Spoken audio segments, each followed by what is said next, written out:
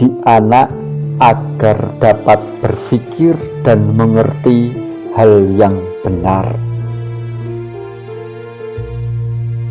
Pertama, menghadapi anak kecil yang sedang menangis, biasanya orang tua berusaha untuk menenangkannya. Caranya ialah dengan menakutinya dengan keganasan setan atau hantu yang belum pernah dijumpainya sendiri. Pendidikan seperti itu menjerumuskan anak ke dalam pemikirannya yang tidak benar dan tidak nyata, sehingga ia percaya kepada tahayul dan penakut. Setelah dewasa, ia akan selalu khawatir, kualat, tertulah, terkutuk, dan sebagainya. Padahal anak kecil menangis apabila bukan karena sakit atau merasa kedinginan karena pakaiannya basah, tentu ia ingin menyusu. Maka untuk mengatasinya cukuplah diganti popoknya atau diberi air susu.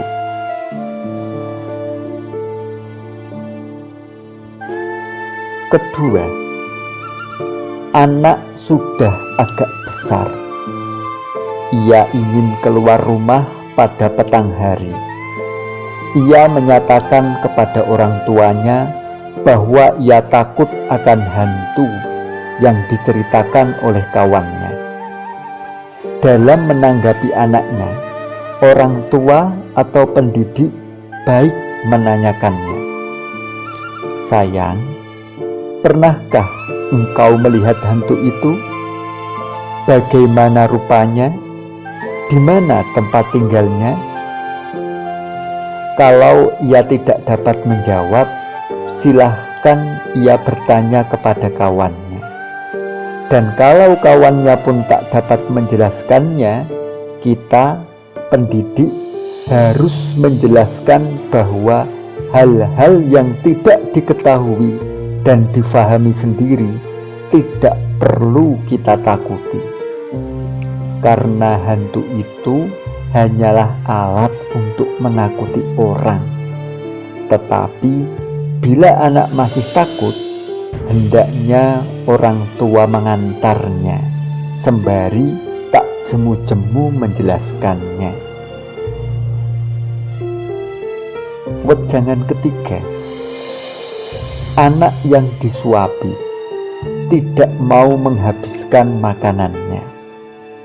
Orang tua sering mendesaknya dengan ancaman bahwa perbuatannya itu dapat mengakibatkan kematian ayam yang dipeliharanya. Pendidikan semacam itu membuat anak senang memikirkan hal yang tidak benar, lalu bertahayul. Kelak, pada masa dewasa, anak itu senang mengaitkan hal-hal yang sama sekali tidak bersangkut paut, seperti usaha dagangnya yang mengalami kemerosotan, dikaitkannya dengan kealpaannya bersedekah pada orang halus setiap malam Jumat. Padahal kedua hal itu sama sekali tak bersangkutan.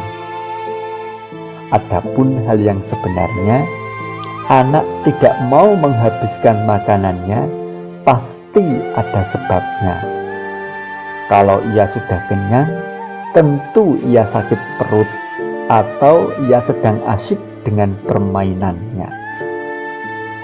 Apabila ia sudah kenyang, tak usah dipaksa.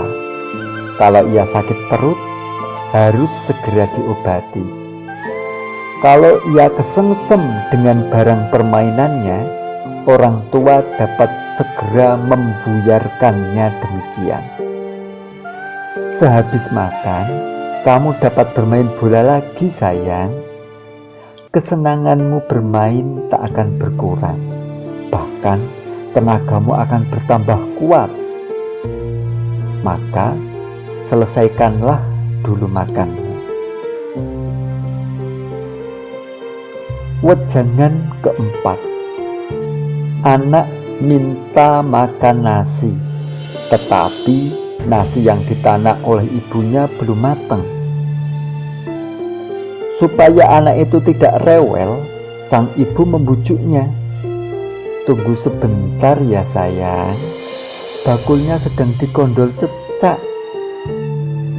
Pendidikan semacam ini membuat anak suka berpikir yang tidak masuk akal dan percaya pada tahayul. Kelak setelah dewasa, ia mudah percaya pada kegaiban, seperti badan manusia yang dapat diusahakan supaya tidak mempan senjata dan sebagainya.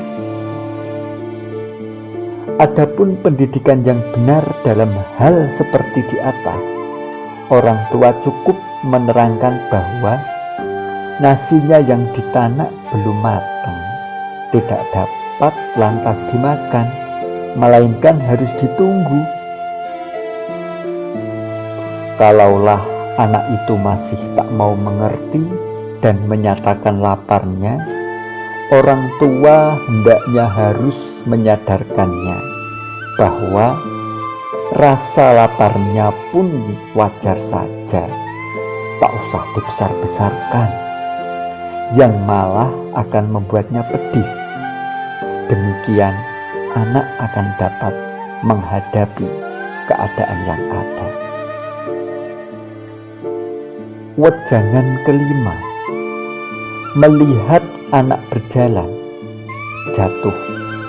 Orang tua menyiramkan air pundi di atas tanah di tempat anak itu jatuh. Maksudnya ialah menolak pengaruh jahat dari setan yang jahil.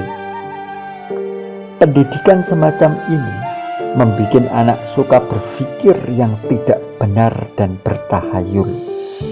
Pada usia dewasa, ia akan percaya bahwa Gunung Merapi meletus disebabkan oleh kemarahan Nyai Roro Kidul alias Ratu Laut Selatan. Adapun pendidikan yang benar dalam hal seperti di atas, orang tua cukup menerangkan bahwa wajarlah orang berjalan jatuh karena tersandung, dan tersandung itu karena tidak waspada. Jadi siapa saja bila berjalan tidak waspada sehingga tersandung jatuh, itulah wajar, tak perlu dirisaukan. Kalau anak masih terus menangis, pendidik harus tak jemu-jemu menyadarkannya.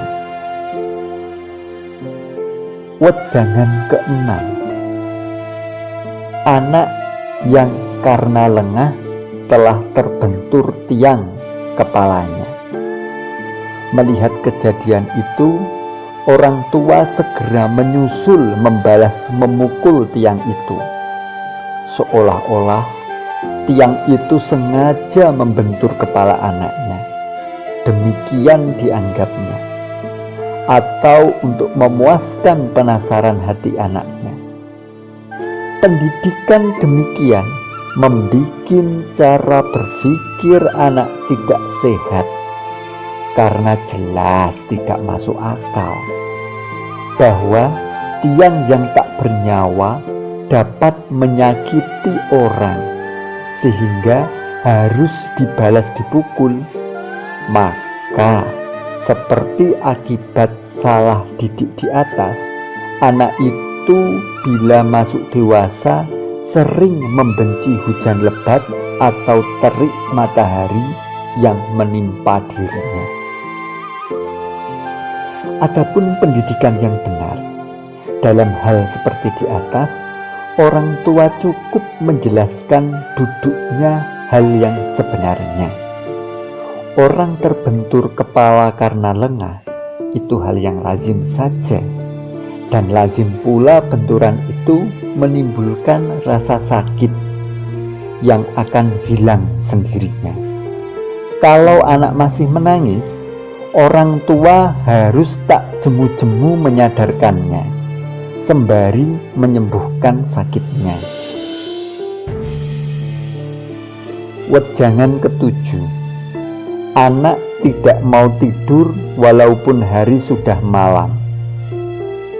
Orang tua dalam usahanya untuk membujuknya tidur, ia menakutinya. Katanya, "Lekas tidur sayang.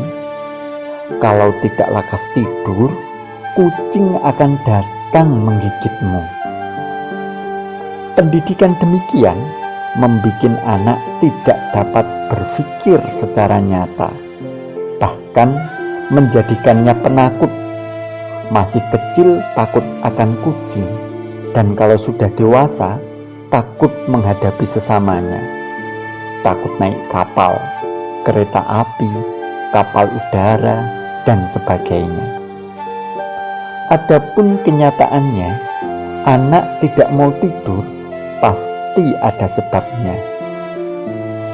Kalau tidak kebanyakan tidur pada siang hari, tentu karena kesengsem barang permainannya. Kalau hanya kebanyakan tidur siang saja, tak menjadi soal. Tetapi kalau ia asyik dengan permainannya, orang tua harus menyadarkannya demikian. Sekarang sudah larut malam, tidurlah sayang. Besok kamu bisa bermain lagi, dan akan kau peroleh kesenangan yang sama lagi. Kalau ia masih tidak mau tidur, orang tua harus tak jemu-jemu menerangkannya sampai ia mau tidur. Wejangan ke-8, anak sudah dapat berjalan sendiri, tapi orang tua sering menggendongnya. Pendidikan seperti ini membuat anak menjadi manja. Apabila dewasa, ia akan selalu tergantung pada orang lain. Tak dapat bertindak sendiri. Segala keperluannya minta dilayani oleh orang lain. Adapun pendidikan yang benar ialah membiarkan anak itu berjalan sendiri di tempat yang aman sesuai dengan bakat manusia yang bisa berjalan sendiri kalau tidak cacat badannya. Orang tua hanyalah mengawasinya dari belakang. Wejangan ke-9, anak ikut orang tuanya pergi bertamu ke tetangganya. Pada waktu keperluan orang tuanya belum selesai, mendadak anak itu minta diantar pulang. Karena si orang tua khawatir anaknya rewel kalau tidak dituruti kehendaknya, maka diantarkannya lah ia pulang. Pendidikan seperti ini membuat anak menjadi manja. Kelak setelah dewasa, ia menjadi pemalu, takut menemui orang asing. Seyogianya dalam hal seperti di atas, orang tua menyilahkan anaknya pulang sendiri dengan peringatan agar ia berhati-hati di tengah jalan.